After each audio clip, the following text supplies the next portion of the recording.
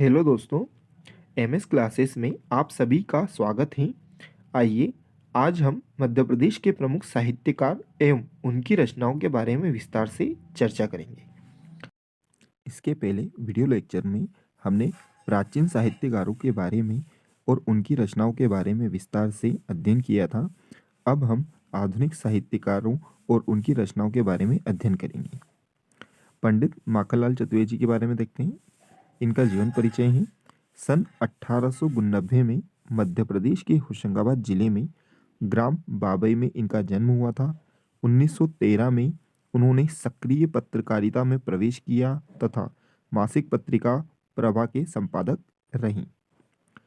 1968 में खंडवा मध्य प्रदेश में इनका निधन हुआ। आइए पंडित माखनलाल चतुर्वेदी की रचनाएं देखते हैं। इनकी रचनाएं हैं हिम किरीटिनी, हिम तरंगिनी, माता, युगचरण, समर्पण, मरण ज्वार, पुष्प की अभिलाषा, अमर राष्ट्र, विजुरी आदि प्रमुख इनका काव्य संग्रह है। नाटक देखते हैं कृष्णार्जुन युद्ध, कहानी देखते हैं कला का अनुवाद, निबंध देखते हैं साहित्य देवता, अमीर इरादे, गरीब इरादे, पाव पाव आदि इनके प्रमुख निबंध हैं। संस्मरण देखते हैं समय के पाँव, गद्य काव्य देखें तो रंगों की बोली आदि इनकी प्रमुख रचनाएं हैं। माखनलाल चतुर्वेदी का भाव पक्ष था। उनकी कविता में राष्ट्रीयता के ओजस्वी स्वर हैं, कहीं प्रेम भक्ति की तन्मयता है तो कहीं प्रकृति चित्रांकन के मन मोहक दृश्यों, जागरण का संदेश के साथ ही आत्मोत्सर्ग की प्रेरणा भी है। उनका काव्य पुरुषार्थ और मानवीय क्षमताओं का काव्य है। इनका कला पक्ष देखते हैं। उनकी भाषा में चोट करने की क्षमता है। भाषा की सजावट से वे मुक्त रहे हैं व बाह्य बंधनों को उन्होंने नहीं स्वीकारा। उनकी रचनाओं में लाक्षणिकता और सांकेतिकता का सम्मिश्रण मिलता है। बोलचाल के शब्दों के साथ उर्दू फारसी के शब्दों का प्रयोग उन्होंने अपनी काव्यों में किया था। अगले साहित्यकार आते हैं बालकृष्ण शर्मा नवीन जी। इनका जीवन परिचय है। इनका जन्म 1897 ईस्वी में शाजापुर मध्य प्रदेश के सुजालपुर गांव में हुआ था। बड़े होने के कारण गणेश शंकर विद्यार्थी और गांधी जी के संपर्क में आने से स्वाधीनता आंदोलन में भाग लेने लगे। वे भारतीय संविधान निर्माण परिषद के सदस्य रहे हैं। हिंदी को राष्ट्रभाषा का स्थान दिलाने में भी इनका योगदान रहा। मृत्यु 1960 ईस्वी में हुई। रचनाएं देखें तो इनकी रचनाएं प्रमुख हैं उर्मिला, कुमकुम, रश्मि रेखा, अल्पक, क्वासी, विनोबा स्तवन, प्राणार्पण तथा हम विश्वाई जन्म की।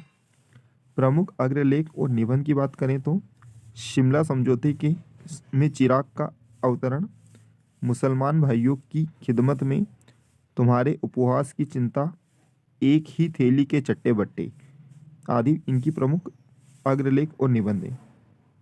बालकृष्ण शर्मा नवीन जी की शैली अगर अपन देखें तो इनकी शैली कहीं ओजपूर्ण और कहीं अत्यंत कोमल है।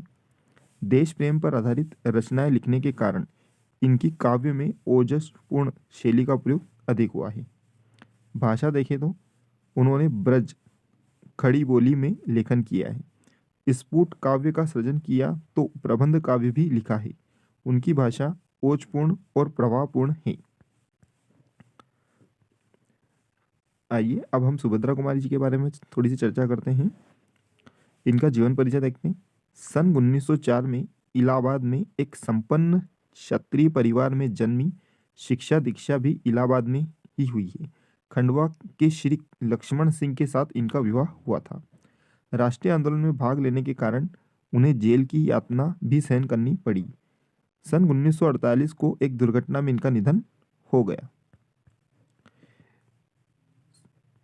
सुभद्रा कुमारी चौहान जी की रचनाएं हैं। काव्य संग्रह देखें तो मुकुल और त्रिधारा, कहानियों में बिखरे मोती, उन्मादिनी, सीधे साधे चित्र। बाल कविता देखें तो सभा के खेल, विवेचनात्मक गल्प विहार। काव्य संग्रह देखें वीरों का कैसा हो वसंत, झांसी की रानी और प्राणवान।